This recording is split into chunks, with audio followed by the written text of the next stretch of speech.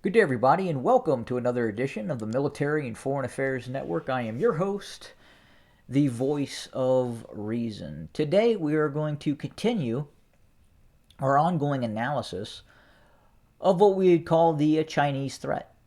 The Chinese threat to Taiwan, the Chinese threat of possibly instigating something between North Korea and South Korea, Japan, and then obviously the continued expansion of the Chinese military presence in the South China Sea. So I had the opportunity to speak to let's just call it a defense subcontractor who specializes in subsurface warfare, surface and subsurface warfare. There's a great deal of concern coming out of the naval community centered on Chinese capability. And there's two capabilities that the Chinese possess right now that concern the United States. It's not so much the amount of multi-role fighter aircraft the Chinese have. It's not about their bombers. It's not really about their surface fleet or even manned subsurface fleet. It is one, the ballistic missile capability, the precision anti-ship ballistic missile capability. And I'm not going to get into nomenclatures because that could go on forever. But obviously the Chinese have the ability, or alleged to have the ability, to launch a ballistic or semi-ballistic and or hypersonic glide munition and hit a target thousands of miles away from the Chinese mainland.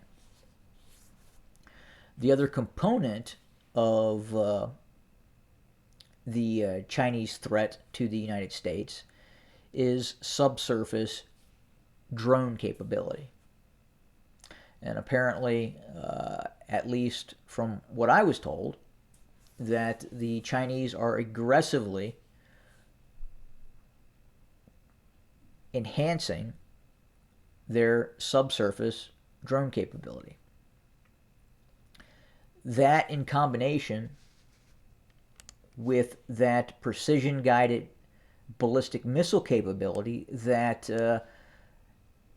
has the ability, or reportedly has the ability, to target U.S. aircraft carriers and surface vessels in the Pacific Ocean.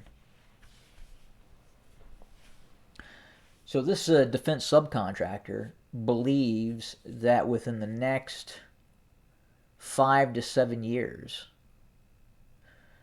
in all probability, the way things are going right now, the U.S. would have to pull its surface fleet deep into the Pacific Ocean, past even Guam, if the Chinese anti-ship ballistic missile program reaches the kind of operational capability that they are trying to do. He believes that the Hawaiian Islands would essentially become a forward operating base for a lot of U.S. warships because of that Chinese ballistic missile capability further to the west that would threaten U.S. ships and shipping. Now, the subsurface drone capability and this capability could actually you could see the deployment of Chinese subsurface drone assets in the direction of Hawaii.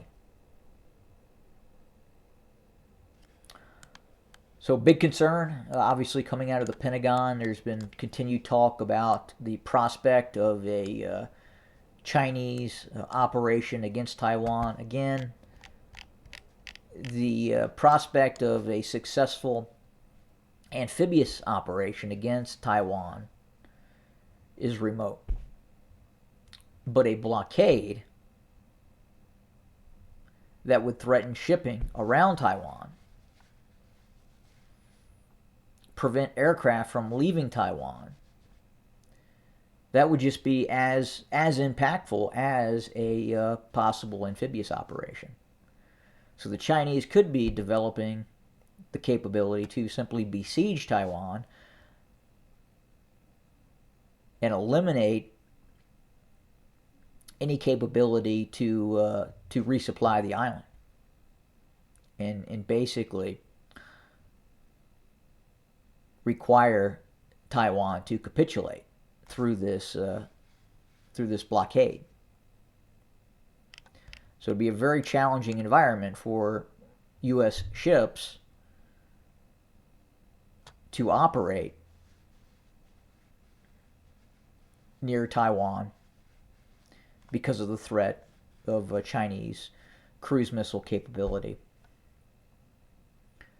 And then when you're that close to Taiwan, that close to the mainland China, then obviously you would have tactical air, long-range bombers carrying cruise missiles, drones, high-endurance drones.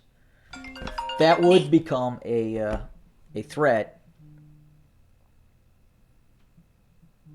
to shipping and being able to resupply the island. But again, very interesting to kind of get that insight in terms of the continued buildup of Chinese capability, and especially the ballistic missile capability. The other alternative would be that to negate China's anti-ship ballistic missile capability would be to start shooting down satellites. And if China and the United States started shooting down each other's GPS systems and in sensing satellites, that opens up a whole other can of worms. I mean, then essentially we both go back to utilizing laser-guided bombs against each other if we eliminate GPS capability. But that's a whole nother issue that that not just affects military capability, but a vast array of economic conditions as well. There's a lot of things that obviously GPS is interconnected with. Not just, the military, just not the civil sector using it to get from point A to point B. But that would be just as cataclysmic as cutting off the microprocessors from Taiwan. So a very interesting period of time that is rapidly approaching, especially with the talk out of China in terms of what they are looking to accomplish with Taiwan, and the fact that the United States simply cannot allow that to happen. If the Chinese were to take control of Taiwan, the Chinese would be on a directional course to become more powerful than the United States. So we're going to continue to watch what's happening, report, cover, and bring you more content for your consumption. Thanks for joining us. More to come.